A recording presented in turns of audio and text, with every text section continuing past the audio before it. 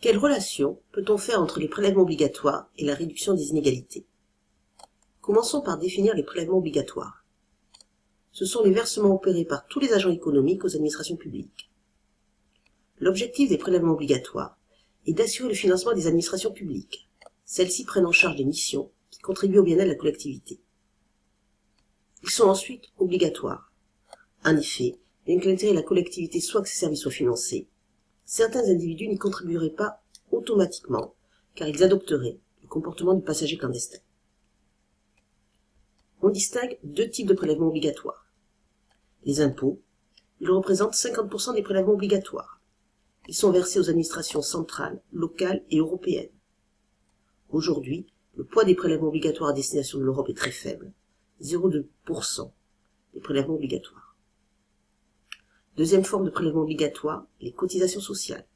Elles représentent aussi 50% des prélèvements obligatoires. Elles vont servir à financer des administrations de sécurité sociale. L'effet des prélèvements obligatoires sur la réduction des inégalités peut être différent sur l'objectif recherché par l'État. Si le taux de prélèvement obligatoire augmente avec le revenu, les inégalités de revenus diminuent. On parle alors de prélèvement progressif. Si le taux de prélèvement obligatoire est le même, quel que soit le revenu, les inégalités de revenus ne changent pas. C'est un prélèvement neutre. Enfin, si le taux de prélèvement diminue avec le revenu, les inégalités de revenus augmentent. Le prélèvement est alors dit régressif. Étudions d'abord les impôts. En France, les deux principaux impôts sont l'impôt sur le revenu, qui contribue à 20% des recettes fiscales, et la taxe sur la valeur ajoutée, qui représente 50% des recettes fiscales.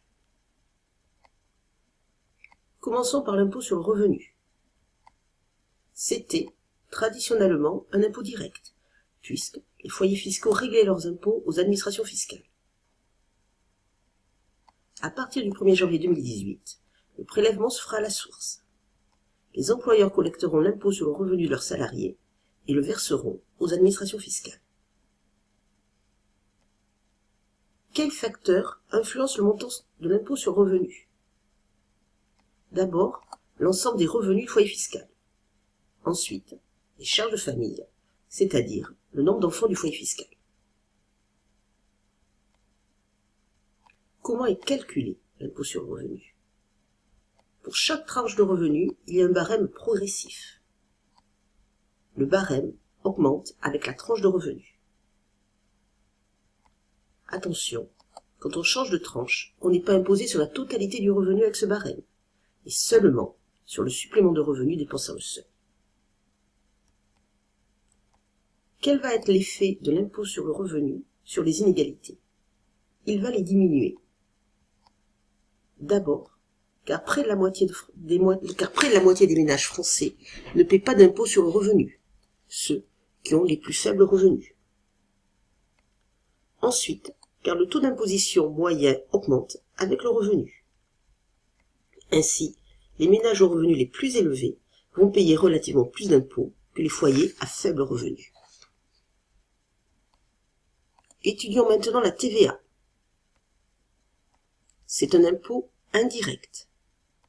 Il est réellement payé par les consommateurs, mais il va être collecté par les entreprises. Il est donc indolore, car les consommateurs ne réalisent pas toujours qu'ils payent cet impôt. Quels facteurs influencent le montant de la TVA? C'est un impôt sur la consommation.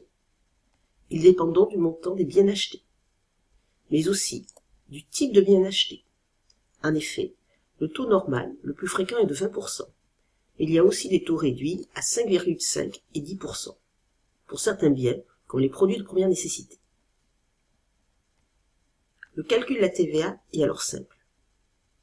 On multiplie le prix hors taxe par 0,2, si le taux est de 20%.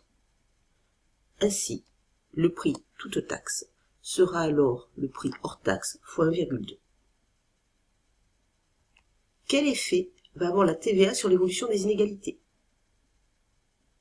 Plus le revenu augmente, plus la consommation augmente. Le montant de TVA réglé par les ménages augmente avec le revenu. Mais la part du revenu consommé diminue avec la hausse du revenu. La part de la TVA dans le revenu diminue donc. La TVA n'est donc pas un impôt neutre, il est faiblement régressif. Les cotisations sociales sont la deuxième forme de prélèvement obligatoire. Il y a deux types de cotisations sociales.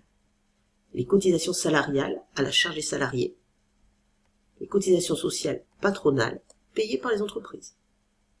Cette distinction apparaît certes artificielle, mais c'est pour mettre en évidence le financement paritaire de la sécurité sociale.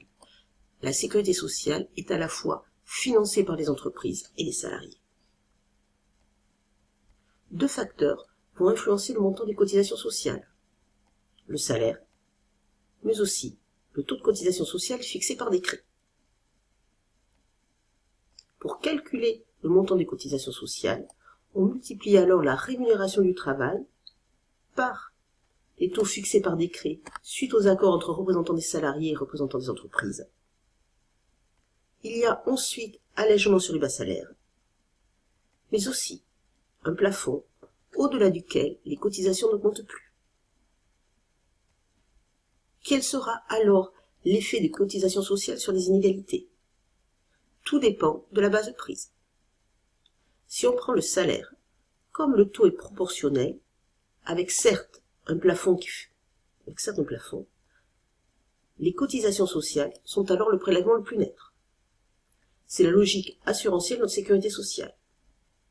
En revanche, si on prend comme base le revenu, comme les cotisations sociales portent uniquement sur le revenu du travail et que les hauts revenus ont une part élevée du revenu qui provient du capital, les hauts revenus ont alors une part faible des cotisations sociales dans leurs revenus.